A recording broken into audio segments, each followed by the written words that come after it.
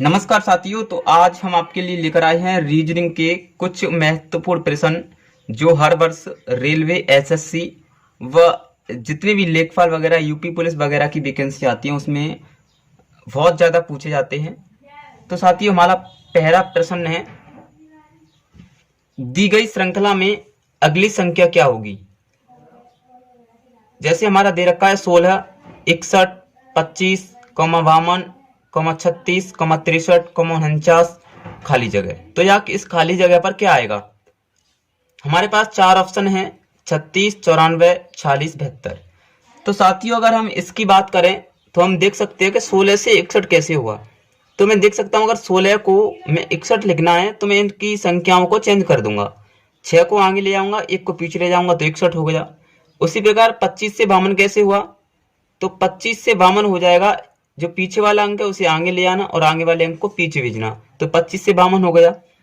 36 से 63 कैसे हुआ, पीछे वाले को मैं आगे ले आऊंगा और आगे वाले को पीछे ले जाऊंगा, 36 से 63 हो गया। उसी प्रकार 49 से हमें क्या लाना है, तो 9 को जो पीछे दिया है ना उसको आगे ले आएंगे, 9 हो जाएगा। 4 आगे दिया उसे पीछे ले जाएंगे, तो हो गया हमारा 94 इज द करेक्ट आंसर।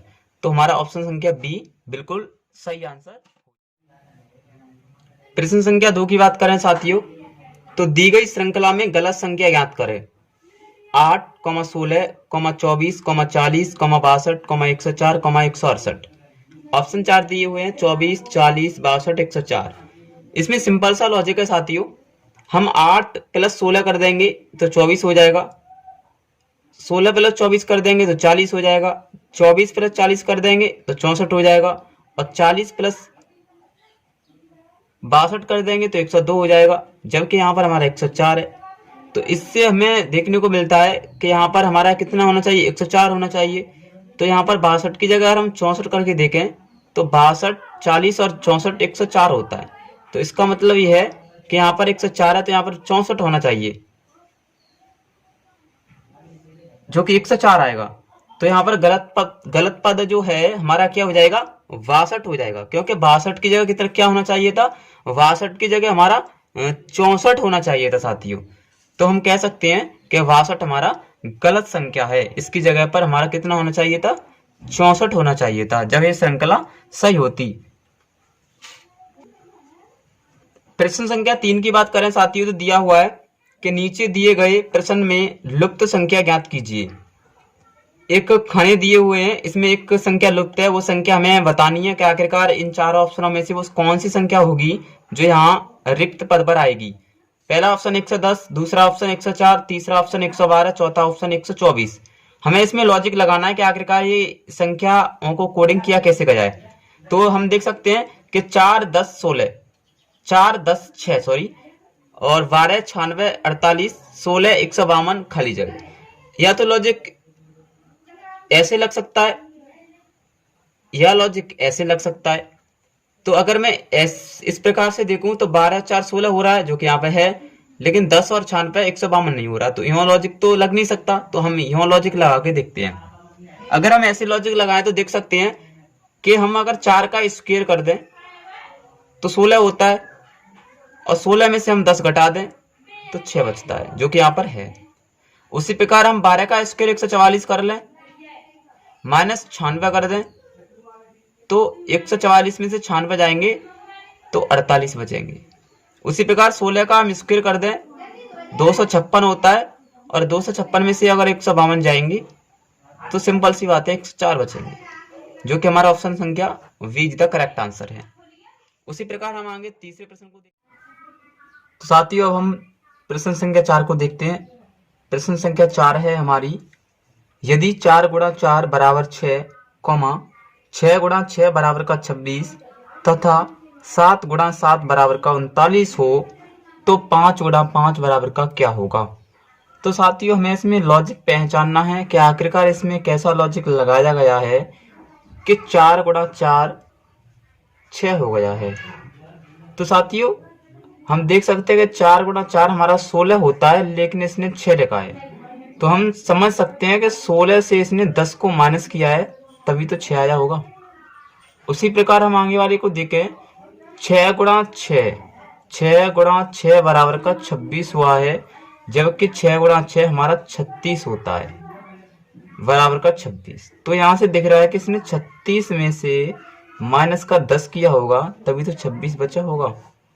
उसी प्रकार हम आगे लॉजिक देखें तो साथियों दिख रहा है कि 7 गुणा 7 बराबर का 39, जबकि 7 गुणा 7 बराबर का 49 होता है, जबकि इसने यहाँ 39 लिखा। तो हम यहाँ भी कह सकते हैं कि 49 से अगर हम माइनस का 10 कर देंगे तो 39 ही बचेगा।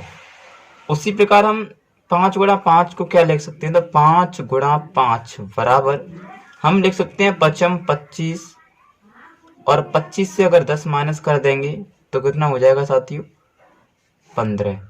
तो इसका मतलब है कि हमारा B is the correct answer है। आगे साथियों हम अगले प्रश्न को देखते हैं। अगला प्रश्न है हमारा 11 फरवरी 2019 को सोमवार था, तो 15 मार्च 2019 को कौन सा दिन था। साथियों हमें बताना है कि ये हमारा कैलेंडर से प्रश्न पूछा गया है कि 11 फरवरी 2019 को सोमवार था, सोमवार, तो 15 मार्च 2019 को कौन सा दिन होगा, ये हमें बताना है। तो साथियों पहली तो हम ये देखेंगे 2019 है वो लीप ईयर्स है या नहीं। तो हम आपको बता दें लीप ईयर्स पहचानने की क्या ट्रिक होती है। अगर जिस सन दिया हो, मतलब जो साल दी हो, अगर उसमें 4 से भाग चला जाए तो वो लीप ईयर्स होती है, उसमें 4 से पूरा भाग चला जाए। तो 2019 हमें पता है कि लीप ईयर्स तो नहीं है, तो हमें इतना पता है कि 2019 लीप ईयर्स नहीं है, तो जो फरवरी है वो 28 दिन की रही होगी, 28 दिन की रही होगी। और 28 दिन में 11 फरवरी तो हो चुका है ऑलरेडी, तो 28 में से अगर 11 में माइनस कर देंगे तो कितने दिन बचेंगे, 8 में से 1 गया 7, और 2 में से 1 गया तो 17 दिन बचे। 17 तक फरवरी हो जाएगी पूरी। उसके बाद में 15 मार्च, 17 में प्लस के 15 जोड़ लेंगे, 17 और 15 को हम जोड़ के कर देंगे तो कितना हो जाएगा, 7 5 12 के 2 हासिल 1 2 1 और 1 2 और 1 3 32। और कभी भी अगर संख्या आती है उसमें हम हमेशा 7 से भाग देते हैं, तो 7 से भाग देंगे तो 7 चौका 28, कितना बचा, 4 बचा, 4 बचा। अब हम ये देखेंगे कि फरवरी के बाद मार्च आता है, आगे बढ़ रहा है। तो 11 फरवरी 2019 को हमारा सोमवार था, सोमवार था, तो 4 दिन आगे बढ़ रहे हैं, तो लिख लेंगे हम यहाँ पर सोमवार 1 2 3 4। तो ये सोमवार हो गया, ये मंगलवार हो गया, ये बुधवार हो गया, ये बृहस्पतिवार हो गया, और ये शुक्रवार हो गया। तो हम कह सकते हैं कि 15 मार्च 2019 के दिन शुक्रवार था। तो साथियों इसी के साथ हम अगला प्रश्न देखते। अगला प्रश्न है हमारा, यदि पी के आर ओ के को 72962 और के आर आर पी के को 29972 के रूप में कोडित किया जाता है, तो N J M L Z को कैसे कोडित किया जाएगा। साथियों ये कोडिंग डिकोडिंग से क्वेश्चन आया हुआ है, बहुत ही महत्वपूर्ण प्रश्न होती है साथियों कोडिंग डिकोडिंग से। 5-6 क्वेश्चन हर एग्जाम में पूछे जाते हैं। तो हम देख सकते हैं कि पी के आर ओ के, इससे हमारा ये 7 2 9 6 2 आ जाता है। अब हमें ये देखना है कि इससे ये वाला ऐसे कैसे आएगा। तो हम जानते हैं कि पी 16 पर आता है, इसकी कोडिंग करें तो के 11 पर आता है, आर 18 पे आता है, ओ 15 पर आता है, और के 11 पर आता है। अगर हम इनको देखें कि ये 6 और 1 कितना होता है, 7 होता है, 1 और 1 कितना होता है, 2 होता है, 8 और 1 कितना होता है, 9 होता है, 5 और 1 कितना होता है, 6 होता है, और 1 और 1 कितना होता है, 2 होता है। आपको समझ में आ गया होगा कि 72,962 कैसे आया। तो हम कह सकते हैं कि पी के आर के को 72,962 ऐसे लाया गया है। उसी प्रकार अगर हम आगे वाले को देखें के आर पी के बराबर 29,972, तो यहाँ देखें हम के 11 पर आता है, आर 18 पर आता है, ये आर 18 पर आता है, पी 16 पर आता है, के 11 पर आता है। एक और एक कितना होता है 2, 8 और एक कितना होता है 9, 8 और एक 9, 6 और एक 7, एक और एक 2। तो हम कह सकते हैं कि के डबल आर पी के को 29,972 ऐसे लाया गया है। मतलब दोनों में यही लॉजिक लग रहा है, तो इसमें भी यही लॉजिक लगेगा। तो हम इसको लिख सकते हैं कि N J M L Z, इसकी कोडिंग करें तो एन 14 पर, जे 10 पर, एम 13 पर, एल 12 पर, जेड 26 पर। तो लिखेंगे 4 और 1 5, 1 और 0 1, 3 और 1 4, 2 और 1 3, 6 और 2 8। तो हम लिख सकते हैं कि 51,438, जो कि आपको डी ऑप्शन में दिख रहा होगा, ये बिल्कुल करेक्ट आंसर है। तो साथियों अब अगला प्रश्न देखते हैं हम। अगला प्रश्न है साथियों हमारा, यदि किसी सांकेतिक भाषा में चेयर को इजेक्ट EJCKT लिखा जाए तो उसी सांकेतिक भाषा में लाइट को कैसे लिखा जाएगा। तो साथियों हम लिख लेते हैं, चेयर लिखा है CHAIR और चेयर को उसने इजेक्ट लिख दिया है EJCKT। हम देखना है कि आखिरकार इसे लिख कैसे दिया। तो हम इसकी कोडिंग कर लेते हैं। C 3 पर आता है, H 8 पर आता है, A 1 पर आता है, I 9 पर आती है, R 18 पर आता है। इसकी हम कोडिंग करें तो E 5 पर आता है, J 10 पर आता है, C 3 पर आता है, K आपका 11 पर आता है और T आपका 20 पर आता है। तो यहां से हम देख सकते हैं कि 3 से 5 आया मतलब प्लस का 2 हुआ, 8 से 10 आया ये भी प्लस का 2 हुआ, 1 से 3 आया ये भी प्लस का 2 हुआ और 9 से 11 आया ये भी प्लस का 2 हुआ और 18 से 20 आया ये भी प्लस का 2 हुआ, मतलब प्लस के 2 हो रहे हैं। तो उसी में हम लिख सकते हैं लाइट को LIGHT बराबर क्या होगा। तो L 12 पर आता है, I 9 पर आता है, G 7 पर आता है, H 8 पर आता है और T 20 पर आता है। हमें 2 बढ़ा के लिखनी है। ये 12 तो यहाँ आएगा 14, ये 9 तो यहाँ आएगा 11, ये 7 तो यहाँ आएगा 9, यहाँ 8 तो यहाँ आएगा 10, ये 20 तो यहाँ आएगा 22। अब 14 पे क्या आती है N, 11 पे K, 9 पे I, 10 पे J और 22 पे U। तो ये हो जाएगा आपका NKIJU, जो कि आपका B बिल्कुल सही आंसर है। अगला प्रश्न है हमारा, यदि किसी कोड भाषा में CUT को STB और VITE को DSHA लिखा जाता है तो DROPS को कैसे लिखा जाएगा। तो साथियों हम बता सकते हैं आपको कि CUT कट को उसने STB लिख दिया है। हमें देखना होता है कि आखिरकार लॉजिक कौन सा लग रहा है। तो हमें देखना है कट से STB उसने कैसे लिखा। तो हम इसमें क्रॉस करेंगे C से B के लिए, T से S के लिए और U से T के लिए। अब आपको दिख रहा होगा जो ऊपर वाले तीनों अंक हैं उनमें से -1 करके नीचे वाले अंकों को लाया गया है। C से अगर -1 किया तो V आता है, T से -1 किया तो S आता है, U से -1 किया तो T आता है। उसी प्रकार हम आगे वाली को देखें, VITE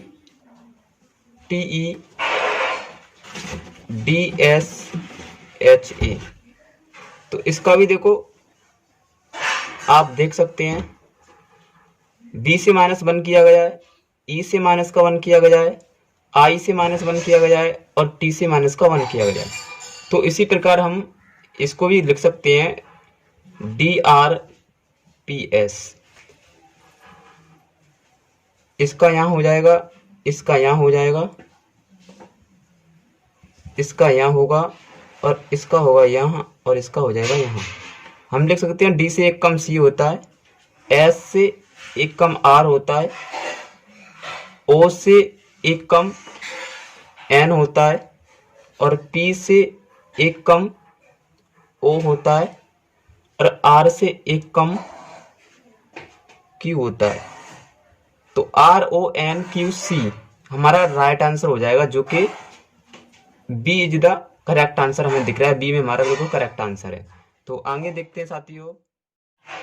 तो साथियों अगला प्रश्न है हमारा कि अगर यहाँ 7 है, ये खाली जगह है, 21 है, 31 है, और ये 43 है, तो हमें बताना है कि खाली जगह पर क्या आएगा।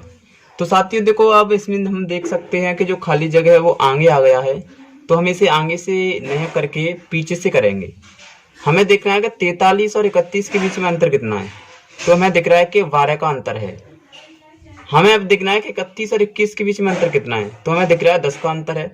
तो यहाँ से हमें लॉजिक पता लग रहा है कि पीछे से हमें अंतर दिख रहा है वो सम संख्याओं में दिख रहा है। पहले 12 का हुआ, फिर 10 का हुआ। ऐसे ही अगर हम इसके और इसके बीच में अंतर देखेंगे तो कितने का होगा, 8 का होगा। और यहाँ से लेके यहाँ तक देखेंगे कितना का होगा, 6 का होगा। तो हम लगा सकते हैं कि 21 से 8 माइनस करेंगे तो हमारा कितना आएगा, 13 आएगा। और 13 से 6 माइनस करेंगे तो हमारा कितना आएगा, 7 आएगा। तो हमारा लॉजिक बिल्कुल सही लग रहा है। तो 13 हमारा बिल्कुल सही आंसर हो जाएगा, जो कि सी ऑप्शन बिल्कुल सही है। तो साथियों अगला प्रश्न है हमारा 7, 10, 8, 11, 9, 12, तो खाली स्थान पर क्या आएगा। तो साथियों हम देख सकते हैं कि 7 लिखा, 10 लिखा, 8 लिखा, 11 लिखा, 9 लिखा, और ये 12 लिखा, और एक खाली स्थान पर क्या आएगा। तो हमें दिख रहा है कि 7 से अगर सीधे चले तो 8 आ जा, 8 से चले 9 आ जा, और 9 से चलनी तो क्या आएगा, 10 आएगा। और यहाँ से आप देख सकते हैं 10 से 11 हुआ था, 11 से 12 हुआ था, आगे होता तो कितना आता, 13 आता। तो यहाँ पर कितना, 10 इधर, डी इधर करेक्ट आंसर है। अगला प्रश्न देखते हैं साथियों। इसके अगला प्रश्न है हमारा 7, 25, 61, 121, खाली जगह। तो हमें साथियों बताइए 7 कैसे आया। तो हमें ऐसे लिख सकते हैं 2 का क्यू माइनस का 1। 2 का क्यू होता है 8, और 8 से -1 गया तो कितना बचा, 7। उसी प्रकार हम इसको 25 को लिखें तो ये हो जाएगा 3 का क्यू माइनस का 2। 3 का क्यू होता है 27, और 27 से माइनस का 2 गया तो हमारा कितना बचा, 25। उसी प्रकार इसको लिखे तो ये हो जाएगा 4 का क्यू माइनस का 3। 4 का क्यू होता है 64, और 64 से माइनस का 3 गया तो कितना बचा साथियों, 61। इसी प्रकार ये हो जाएगा 5 का क्यू माइनस का 4। 5 का क्यू होता है 125, माइनस का 4 हुआ कितना बचा, 121। तो ऐसे ही आगे हमारा हो जाएगा साथियों 6 का क्यू माइनस का 5। और 6 का क्यू हमारा कितना होता है साथियों, 216 माइनस का 5। 216 में से 5 गया तो कितना होता है साथियों, 211, जो कि बी जितना हमारा करेक्ट आंसर है। तो साथियों आपसे विनम्र निवेदन है, अगर हमारी वीडियो आपको अच्छी लगी हो तो हमें लाइक करें, शेयर करें व कमेंट करना ना भूलें, और हमें बताएं कि हमारी वीडियो आपको कैसी लगी। और हमारे चैनल कान्हा कोचिंग सेंटर को सब्सक्राइब अवश्य कर लें और बेल आइकन का बटन दबा लें, जिससे हमारी वीडियो मिलती रहे आपको सबसे पहले, सबसे तेज।